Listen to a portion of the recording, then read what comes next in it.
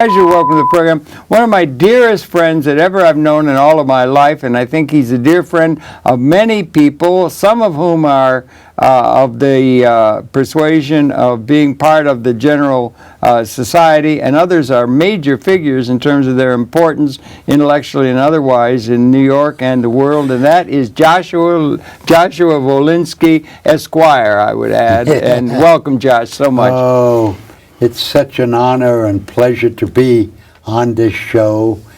And my friend Harold has such vitality and such energy. And he's a man of great integrity. And he has a lot of ideas for a much better world. Well, I would. Thank you. I'll take that, and I have that thought. But in any case, the Mutual Admiration Society. But here we are, coming just into the first part of the year 2014. A lot going on. And the programming this week we're going to try to be dealing with is, I want to let the people know about your background, which is very interesting, and also about the phenomena of public access communications that MNN, Manhattan Neighborhood Network, is part of, and also about the changing environment within the city of New York with the change of administration from Mr. Bloomberg to Mr. de Blasio, and also your close association with our new borough president, Gail Brewer, which is very encouraging to me. All of these things I thought maybe we could talk a little bit about today, okay? Mm-hmm. Okay, why don't we start with you? You were a long time associated with the CUNY, right? But your own background, you've been in New York all of your life, more or less? Yeah. Yeah, well, I, believe it or not, for 8 or 10 years, I lived in Washington, D.C. Mm-hmm. And that's when my matriarchal family worked.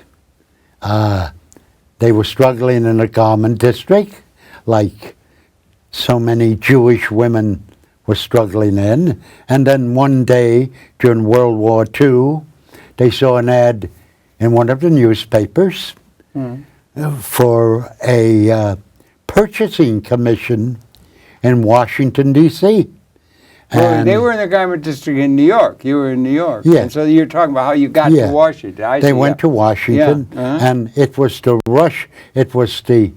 Russian Soviet Purchasing Commission, an agency which was an American corporation chartered here in the United States, and it worked with our ally at the time, Russia or the Soviet Union. What year would this have been about? What year are you talking about, Josh? Oh, this has to be 1942.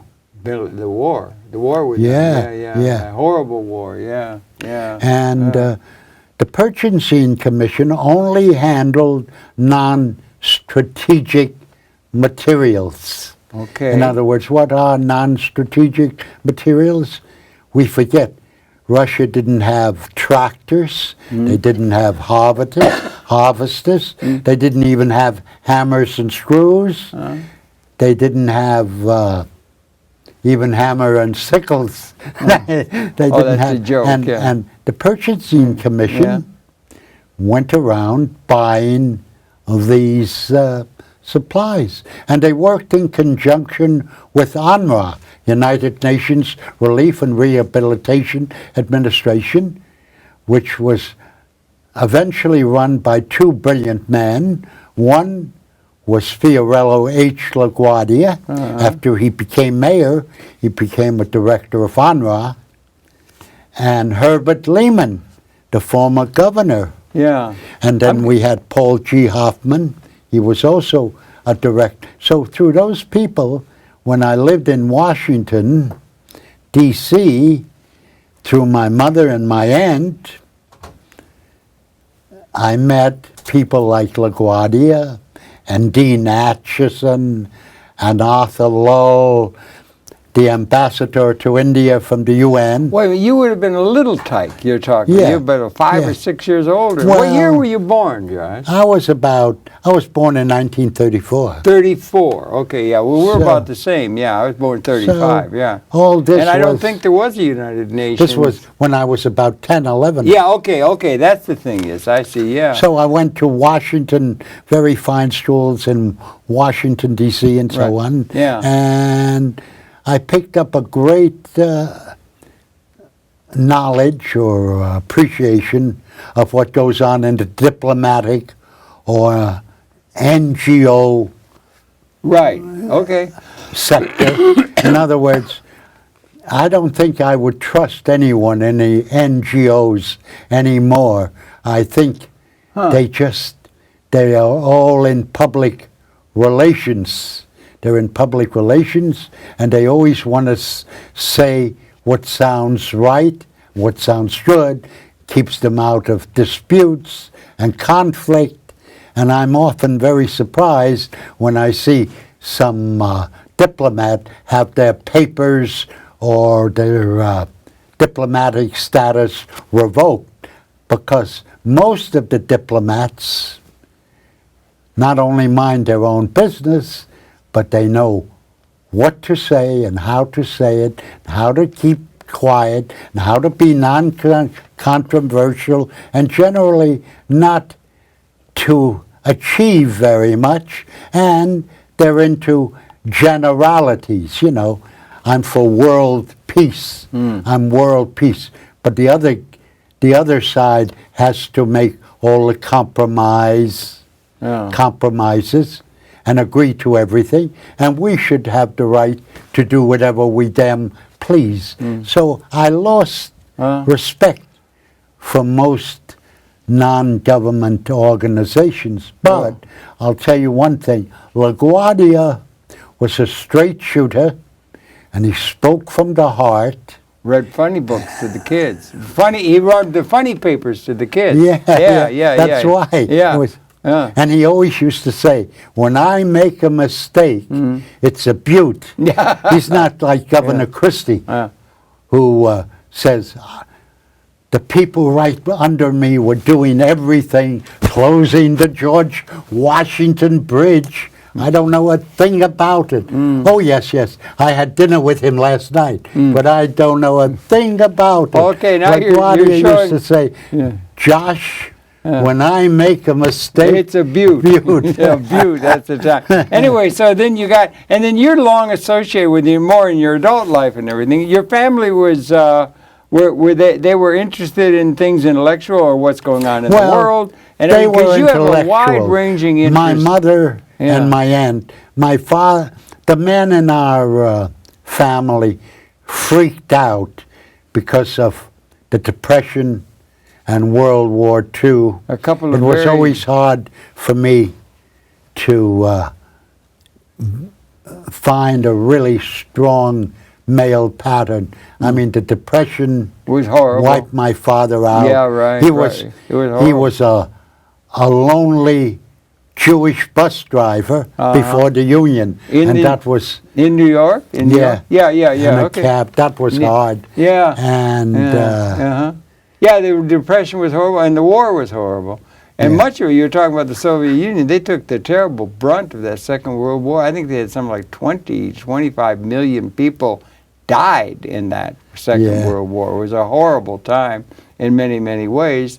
But you then became associated in your later life, you still with the college up on 138th Street, right? Yeah. For a long time. I entered City College, and I got a baccalaureate degree, but I stayed on in the bookstore. That's right. You ran there. You managed the whole thing. Well, I ran many of the departments in the bookstore. And let me explain.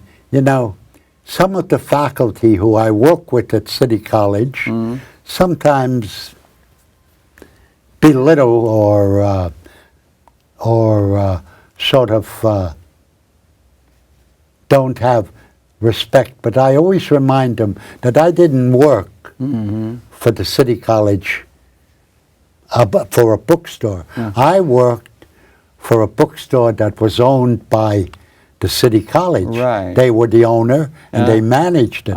So it was an institutional store. Right. So it was also the publisher of the City College Press. Right, and not a small matter. Yeah, right. And we had the ability to give free concerts, socials, and events for students, faculty, and staff. And we paid all the bills. And they also gave us, we have the faculty pension. I have the TIAA, CREF, the faculty pension. So it's a public, it was really a public corporation which was run by the state of New York and the City College, but to save a little money, they said we're a corporation owned by the City College. Yeah, and that college, it used to be called Harvard on the Hudson. I mean, that was in the 30s and so on.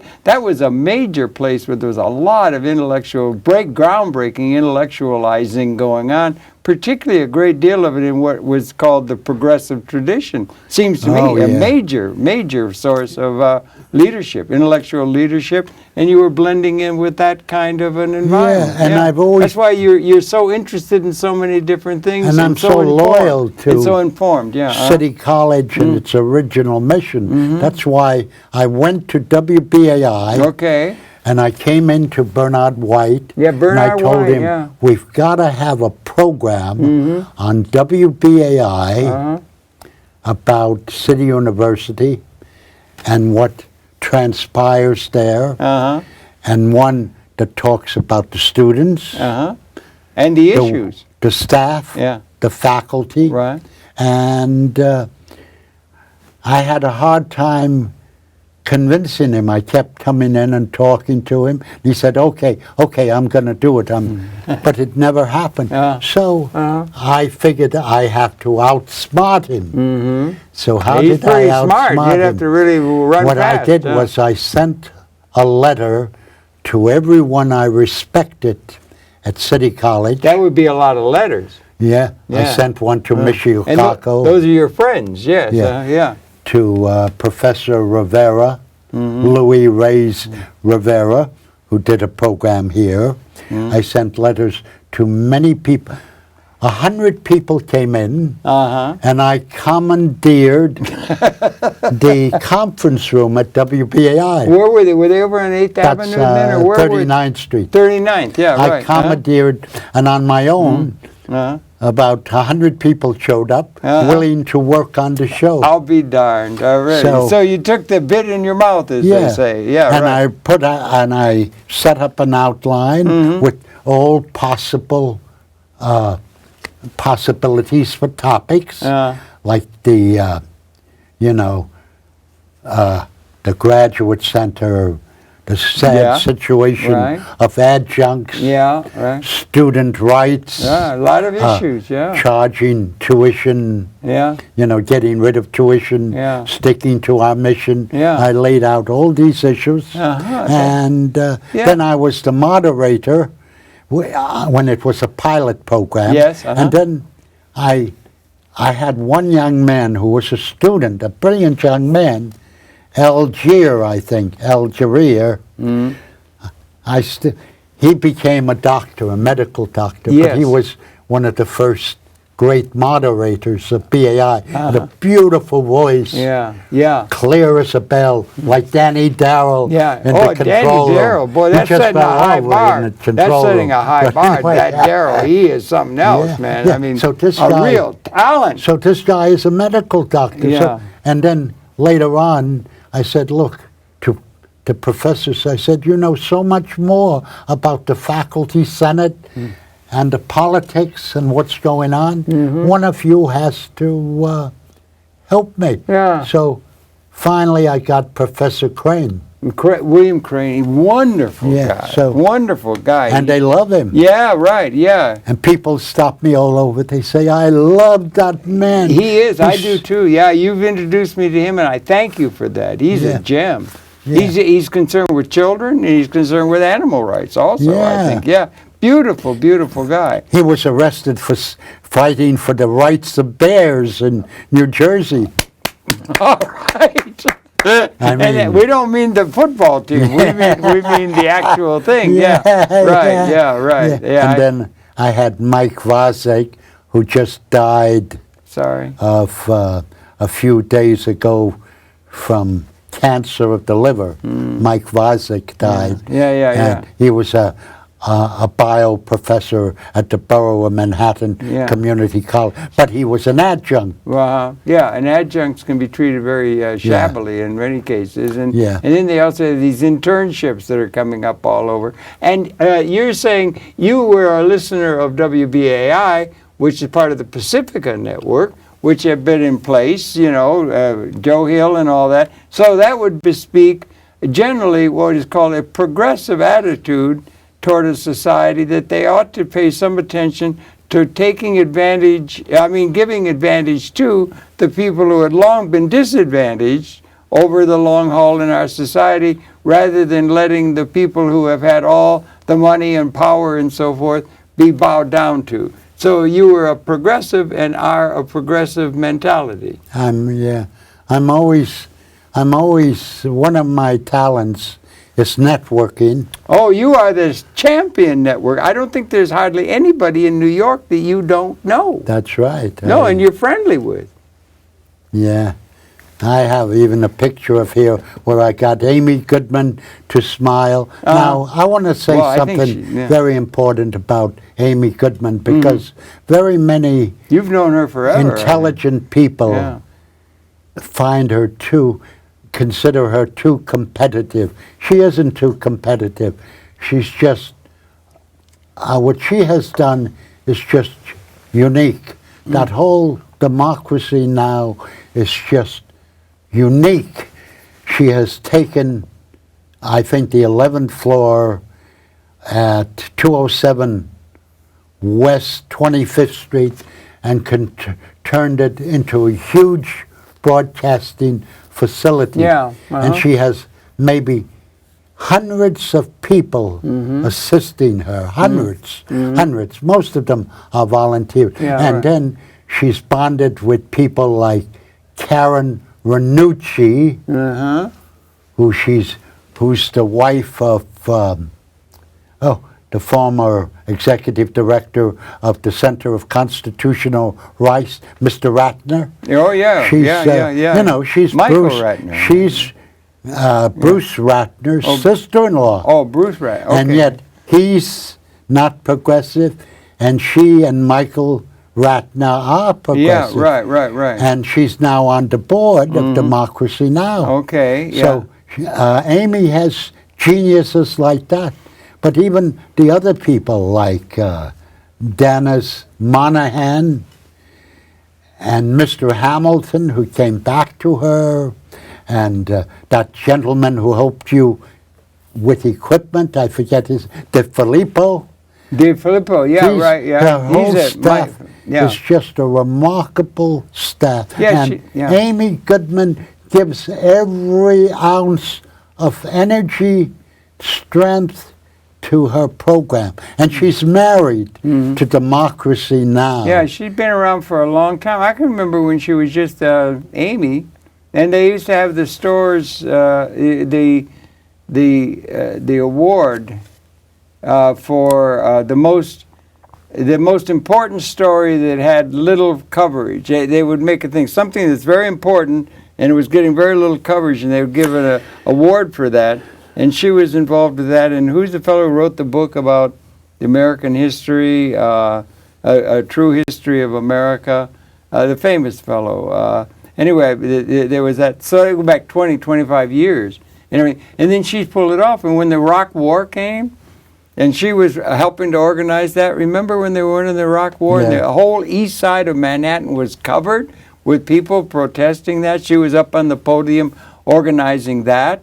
And right along the line, she'd been right in the cutting edge of that and being in touch with all kinds of people. And she richly deserves the position that she's been able to carve out for herself in terms of an alternate media presence within the American model. She ought to be in public television or advanced status in terms of society, better than any of the things that we get on what's called the established media. It would seem to me, if you're of a progressive mentality, right? Noam Chomsky and all this kind of thing that she's highlighted, And the people in charge are vicious and pernicious. So the thing is that she used to have an open house. It used to be a lot like M&N here on 59th Street. It isn't that way anymore. Now it's very restricted because we are getting down to the wire. The powers that be, I mean, this society, in my feeling is, this society that we live in today has unraveled. Okay, go on. It isn't unraveling. I think it's on. You know what happened to me a couple of days ago? Listen to this. Tell me. This is the beginning of 2014. Allied Medical Care sends me a letter. Your primary doctor is no longer with us. Oh. So they send me a very nice form with a new doctor, telephone number and address. I go to that address. And the security guard says, I never heard of that guy. Never heard of that address. I said, yeah, but they just sent me this. Please check. So he goes in and speaks to the administrator of the building. And he comes back and he says, the administrator never heard of that person. Can you call up this doctor? I said, yeah, but this is a strange number. This is a 528. He said, a 528 is upstate. Why would they give you an upstate doctor? So I phone up the upstate number. It's disconnected. I had to go to a social worker who's a friend of mine, and he kept me on track because Josh Volinski can always go on off track. We're going around meeting all these. You brought a few photographs. He had to keep me on track. He said, don't berate. Well, here's Allen Ginsberg, who was in my face. Yeah, we'll hold it up. Maybe you can see. Alan knows everything. He was coming out of La Mama. He was coming out of La Mama, and I asked him, can I photograph you? And he said, yes, many people photograph me. I would appreciate it more if you read my latest poem. And I have a copy of it. So I loved Allen Ginsberg. And this was right outside La Mama. Yeah. Now, I did the same thing with Anurudhati Roy. From India, and she was at the Riverside Church. Now this is now I never voted for Obama. I voted for somebody who has a darker complexion than Obama. Here she is. Oh. I voted for Cynthia McKinney. God and bless here Cynthia. She is in the tower of the Riverside Church. By the way, I took these pictures. She took all these pictures. I took. What we show these pictures. This is very good. But what happened with your thing where you had that number upstate? Did that get straightened out or what? You were talking about how you had to call someplace upstate and there wasn't anybody there and everything. You were talking about. Just keep showing the pictures, but finish up that story. What was the upshot? Yeah. So Cynthia, he kept me on track, and the social worker asked Ulidal. They told him where I live, in Upper West Side. They said, please. The social worker said, give this man a doctor that's available, primary physician available. So he gave me one that's on my block that's available. Yeah, but I don't quite. And then I had to. I still have the card with this crazy name. They sent me a new card with a new primary physician. So now I have a primary. Yeah, but you were telling that story to say the system has become unraveled or something. You were complaining. Yes. The society is unraveled. So if there's anyone out there who tells me, what regulatory agency can I go to complain about this? That Allied Medical Care sent me a primary physician that's non-existent at an address where he wasn't non-existent, with an upstate phone number that was disconnected. Well, it could have been just a snafu, a bureaucratic snafu. It could have been just a situation, snafu bureaucratic or something. It wasn't necessarily a sign that the system is all unraveled. So that's really unraveled. It's okay. I mean, that was very disappointing and everything like that. But, okay, anyway, that's the thing. If you got some more pictures, you can show some of the people. I mean, you got endless pictures. Here's another man who was very gregarious with me. You may recognize him. He was shooting Law and Order. He was shooting Law and Order, and here he let me take his picture. Oh, okay. Jerry Orbach. I think he just passed, I'm sad to say. Now, this is a man we have to get back in public access. He married a Cuban doctor. This is Errol Maitland. Okay, was he here? Was he here in Manhattan Network? Errol Maitland did a show here called Shut Down the Walls. Okay. And he had your friend Carmichael on many times. Stokely Carmichael. Yeah, with his I new name. Well, he was Kwame a guest Ture. many times. Yeah. And he's disappeared ever since he developed. This fellow. His name is Errol Maitland. Okay, right.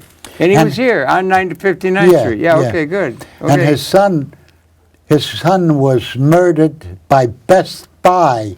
In other words, his stepson went into a North Carolina Best Buy store and presented a fraudulent card.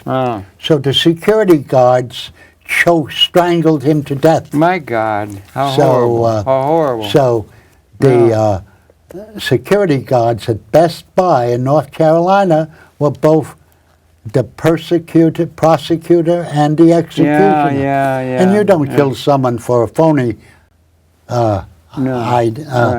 credit card. Yeah. You know, that was crazy. Well, okay. Now here's another man who I'd like to see down here. Okay. Mr. Maldonado. Yeah, I don't know. Has he been here? Now, what we're talking about here, when we say that, we're talking about Manhattan Neighborhood Network.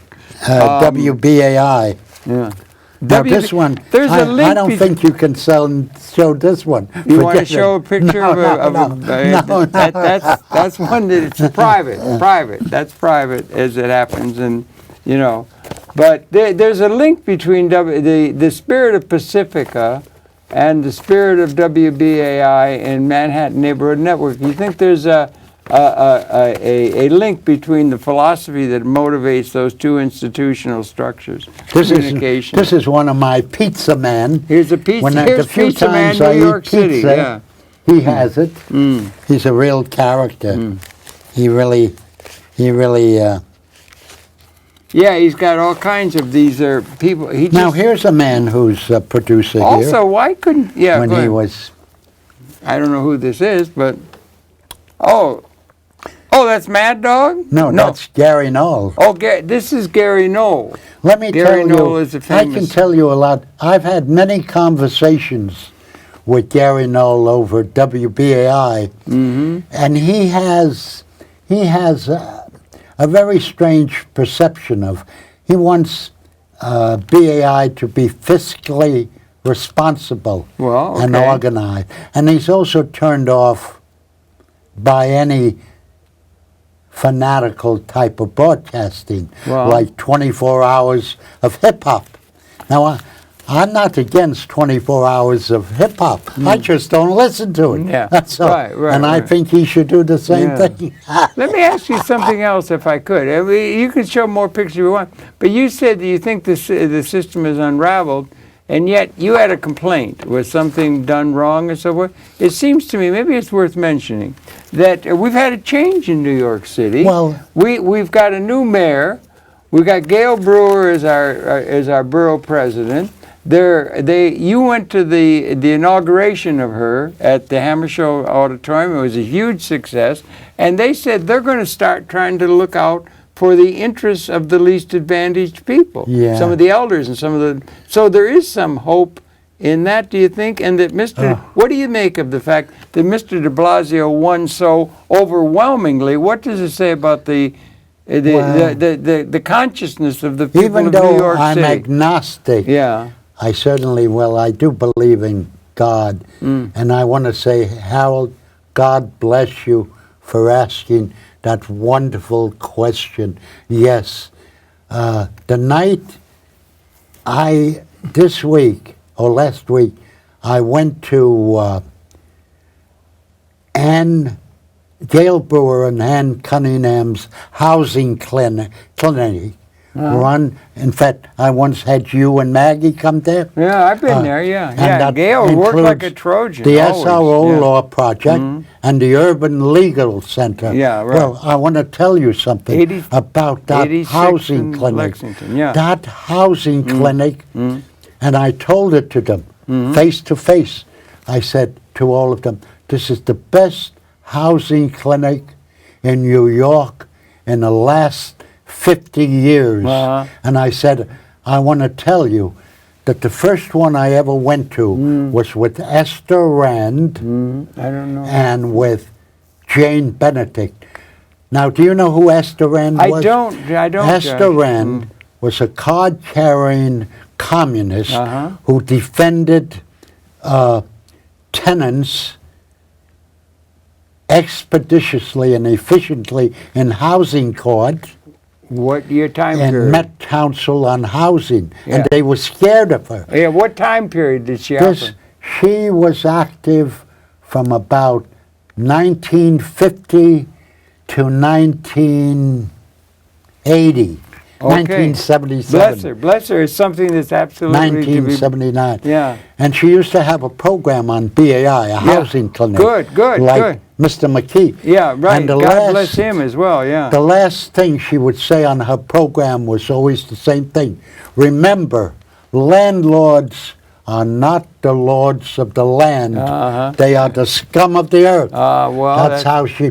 Yeah. Now, she went to Moscow because of her heart condition, and she suffered a heart attack. So they put her in the hospital, and then she broke the rules. She left the hospital and was walking through Moscow and suffered a fatal heart attack. Oh, dear. So the Russians have decided to bury her in a Kremlin wall. I'll be darned. So she's buried. So when I told these young lawyers that Esther Rand, the woman who gave such outstanding advice, is buried in a Kremlin wall, right? Because they're people of intellect, and they know that there was nothing that you could compare to the original Communist Party. Yeah. They, those people wouldn't even take a shoelace from you. When they heard that, they thanked me, and the director thanked me. Anyway, they said, "Are you coming to Gail Brewer's inauguration tomorrow?" Right. I said, "Yes." They said, Gail just told us up, and she got 2,900 RSVPs. So I said, "Yes, I'm going." So I came late, thank God, so I could enjoy the food.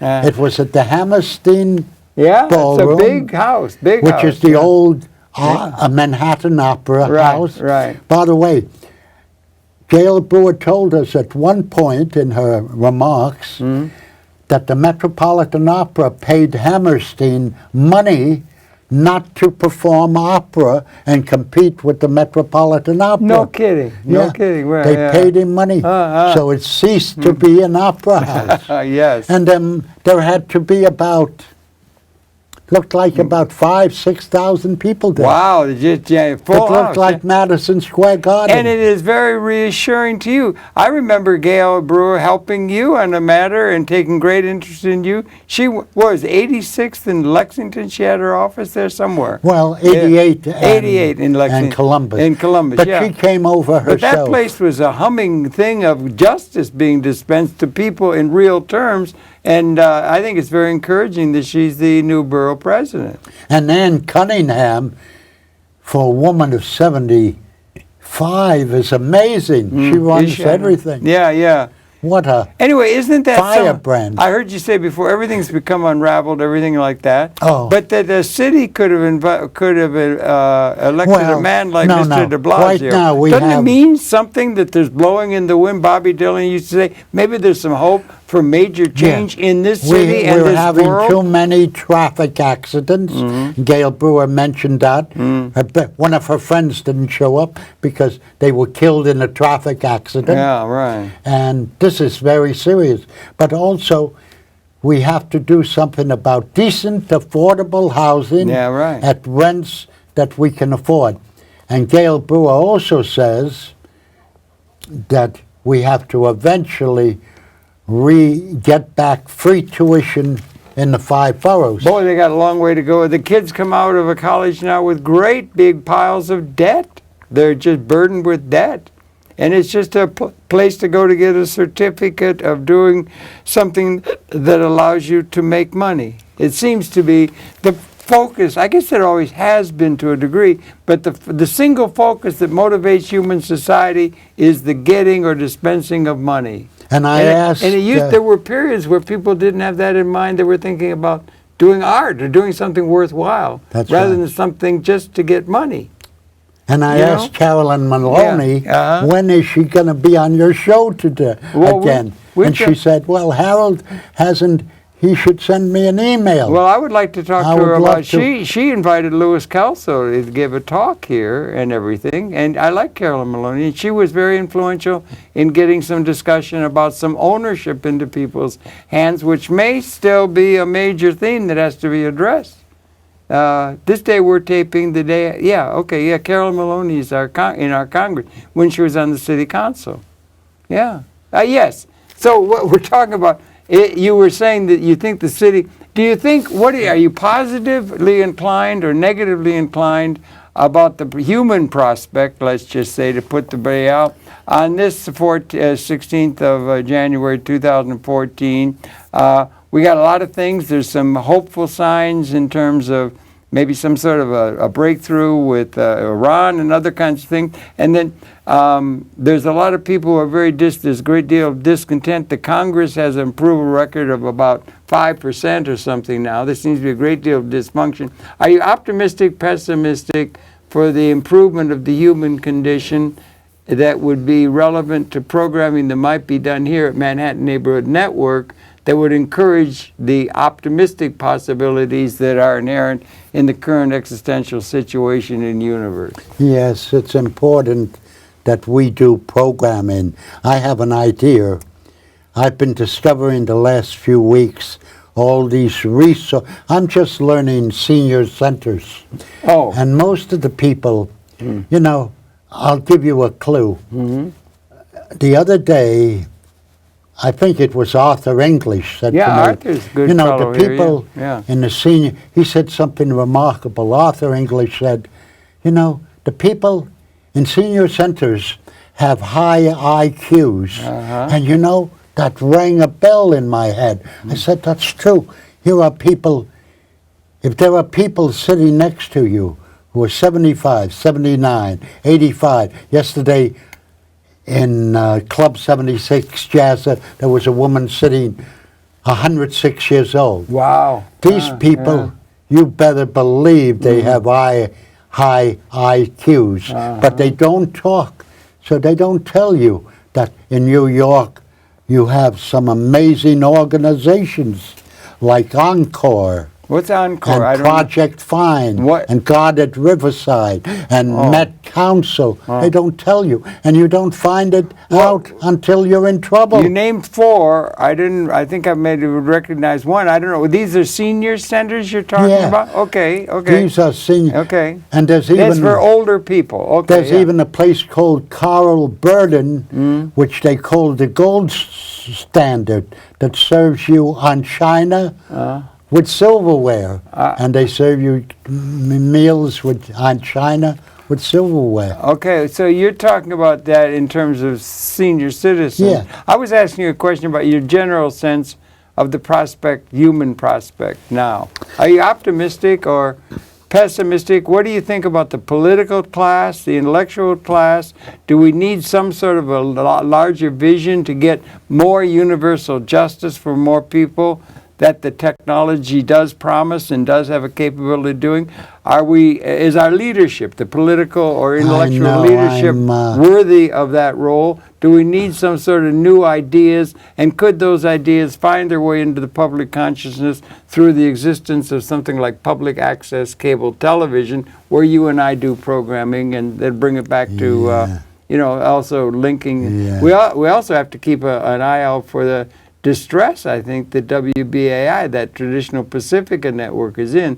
But what do you think? Do you think we could become a source of a positive movement of the society through media communication? We are, but it's a very, very hard road. And I'll be honest with you. I heard every word you said, and I know that our role is an important one, and we've got to do it.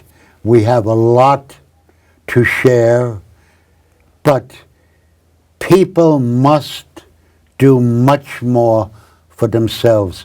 First of all, we have to get the money changers out of the temples. Yeah, they did whether that. you believe in Jesus or not.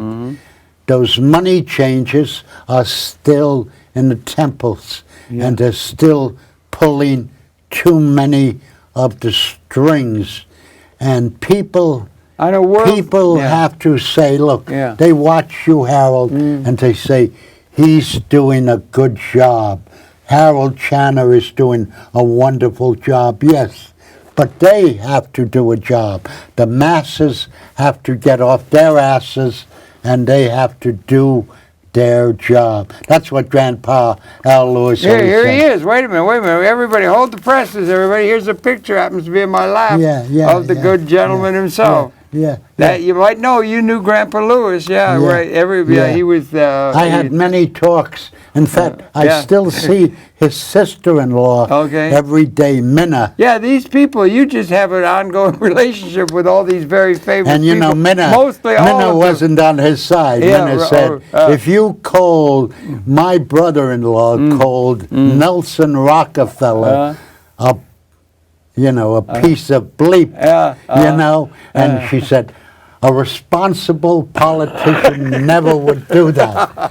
Because on WBAI he would say, Nelson Rockefeller, are you tuned in to me? You're a piece of bleep.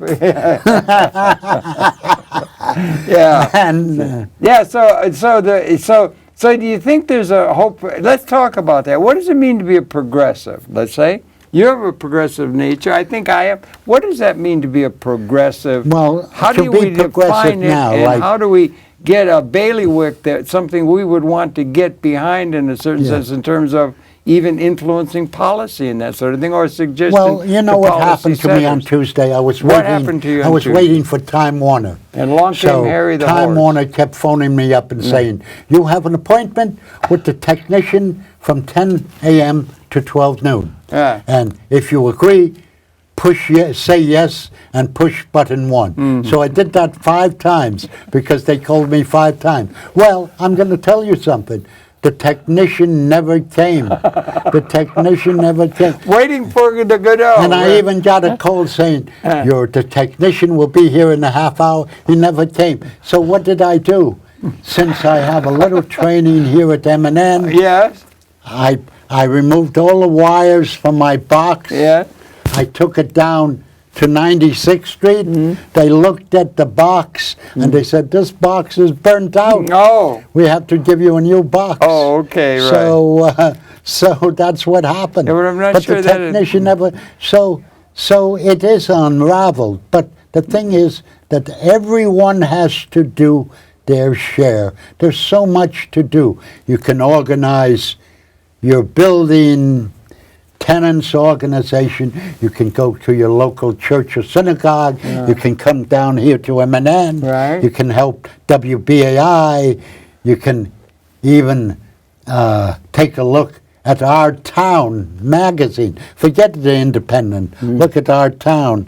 I don't know how to show You you mean the this Independent picture. News? Can you blank out the embarrassing parts? Well, or if you don't wanna wanna show do us a that? picture of no, a- you may be taken off the air because I don't know. it's a lady, and That's Dr. Annie Sprinkle. I think maybe we'll just save your reputation, Yeah. okay? Yeah, like Yeah. that, and we'll keep that to the Yeah. boys, right? Yeah, But yeah. anyway, so there's a picture.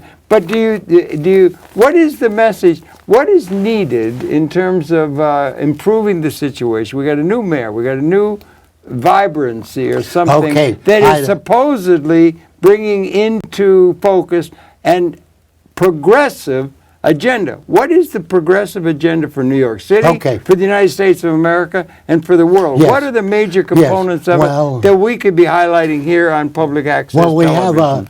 we have a mayor now who knows that we have two cities. You know, we have a tale of two cities. two cities. Thank you, Mr. And Dig. Yeah. a lot of people need help, and I've seen him at the senior centers. He knows there are food pantries. He knows that a lot of people are in trouble. He knows the young people are in trouble because his son goes to college, and he is going to start making those who can pay a little more, pay a little more. In other words, Richard Wolff said that the rich don't even pay 30% taxes. At the time of Eisenhower, it was 92%. Yeah. At the time of Eisenhower, right Yeah. after the Second War, Yeah. it was So- way up there. He says that we have to do that. We have to charge them more. And also he's mentioned the possibility of a stock transfer tax. If you and I Like a can Tobin. buy a little, Yeah. pay a tax every time we have a cup of coffee, why can't the rich people pay a few cents every time they transfer a stock? Yeah, the stock market's Stock. doing very well. And there was a thing called the Tobin tax, too, where they wanted to get that done. Yeah. It hasn't been able to get the political clout to enact some of these things. And then you got this Congress that is all balloxed up and so forth. It's have a hard time functioning. But go ahead. I'm sorry. But we all Spell it out. have to get off our behinds because we're in terrible trouble.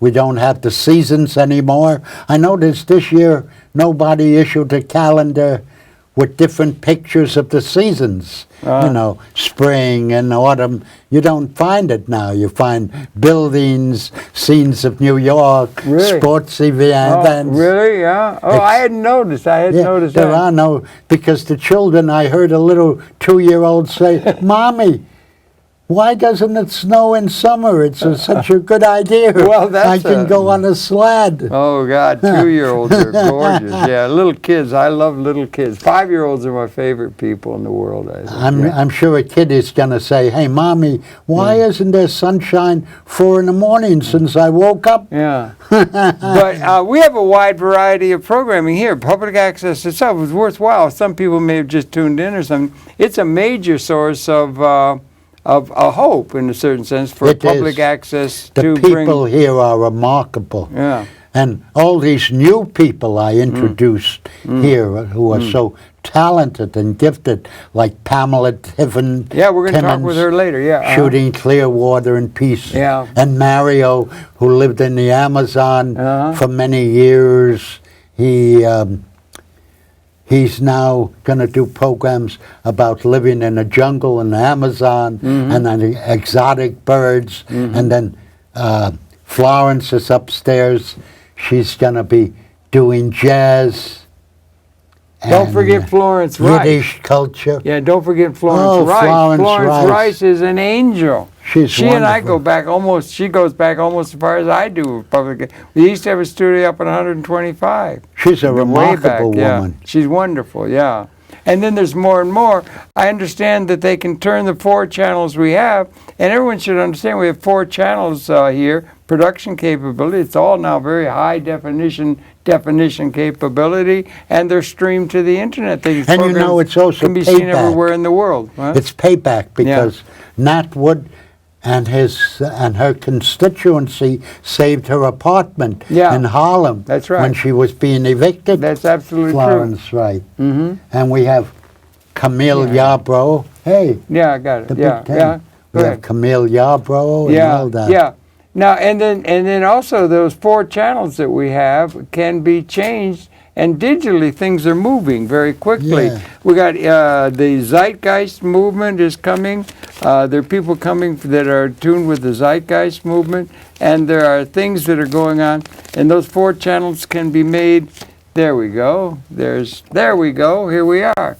The himself, Grandpa Al Lewis and Josh Wolinski. And Josh Wolinski, a younger, very smiling Josh Wolinski. Yeah, that's good. Now this says independent LSB candidate. LSB is local station board. Oh, is candidate. that what that is? Yeah. Is that for BAI? Yeah.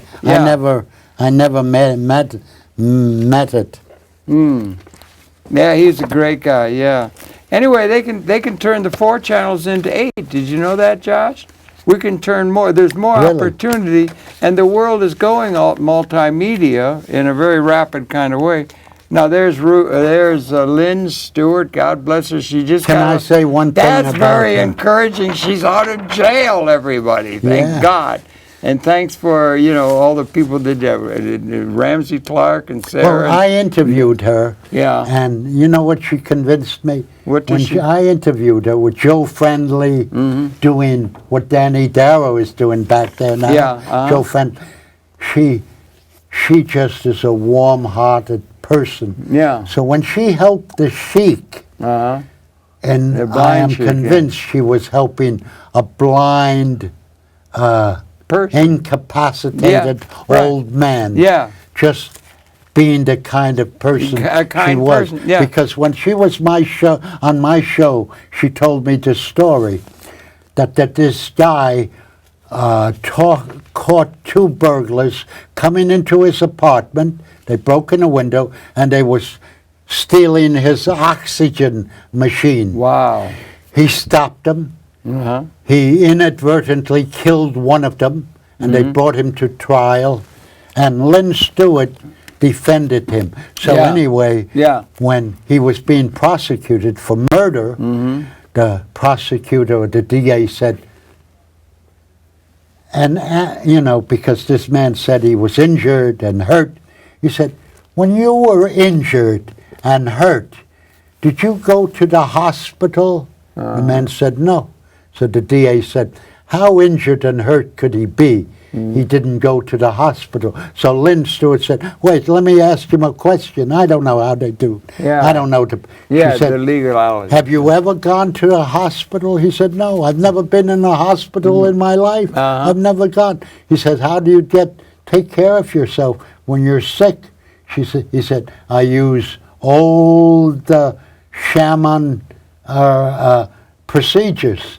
I never go to a hospital. So the man was acquitted for murder. Yeah, she did. She just has a warm heart. And I referred so many people to her who were poor and penniless. Yeah. She was just helping a blind old man. Yeah, right. Rather than looking for the And what was in that press release? Telephone. There was a message in that press release that I think millions of people knew that message already. I mean, her prison sentence is total bullshit.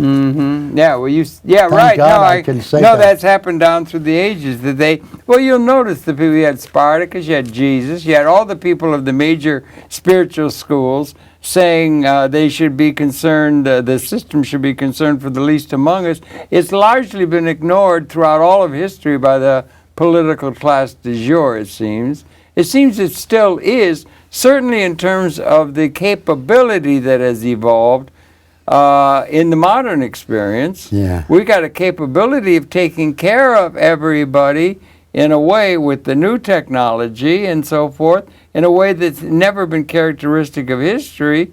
There's some modeling that shows we may actually, in terms of capability, have transcended, again, at the level of capability, not the inherited institutions, we may have transcended the ironclad laws of scarcity itself. There may be enough for the first time in 200,000 years of our existence for all and the ecology. That is the promise of the existing reality at the level of capability. And we don't have political or the inherited institutions instantiated and reified are outdated in terms of what the future now allows in the level of actual existing capability, so that this is a time of unique. Isaac Asimov said this is the defining generation. Yeah. Not just a historical change of one party to another, or the news or the political, a time of qualitative transformation in evolutionary terms, and there doesn't seem to be anywhere where that kind of thing, that intellectual challenge, is put up there. You got sometimes a mention of major spiritual or just intellectuals, humanist people who can address that. But you got to have some place where that kind of thing should be up on the table of the policymakers. I know. And this kind of an institution is one that might be able to hoik that up, definitely. as they say. There is no scarcity because when I go into Macy's or Zabar's or what that store near Joe Friendly, I forget. Oh, the Garden of Eden. Yeah. It's called. There's no scarcity. There's enough. We can have all the caviar we want.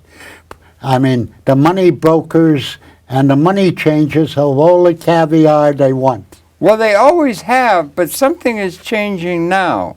That's the point.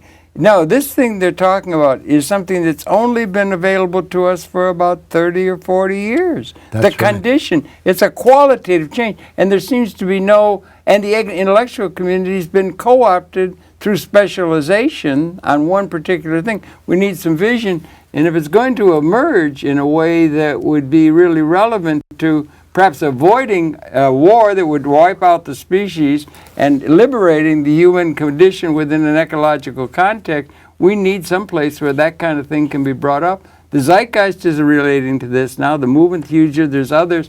And so anyway, public access is a great promise for that kind of thing. It is, and I love it. I get so much out of it, and I also intend to have a lot of people on my program who no one ever knows, who ever met, or no one knows, but they're such good people. And they should be known, and you're going to help the world to know about them. Yeah, and I'm dedicated to, now I get excited if I meet somebody who no one has ever met before. Well, you meet people all the time. You meet people as you go through life. And you've got, of course, and we ought to mention that he has his own show here, the Josh Volinski Show, where he talks with a wide variety of people. Monday, 9:30, Channel 1. Monday, 9:30, Channel 1 or Channel 34 if you're on Time Warner. And so, yeah, we'll mention that and put up a graphic to let people know about that. And it's a pleasure to talk to Josh Volinski, the Dean Networker of Manhattan Neighborhood Network, if ever there was one. And thank you so much, Josh. No, thank you. We need another hour. We need another 5 or 6 hours and so forth. But actually... I should tell you all the stories. Okay, give me quick. I didn't take this one. He didn't take this picture. It is a picture of Michael Moore, everybody's hero. Thank you for viewing. We'll be coming back again tomorrow. That's it for now. Josh, thanks for such a very, very, very well-led life. See you tomorrow. Please tune in.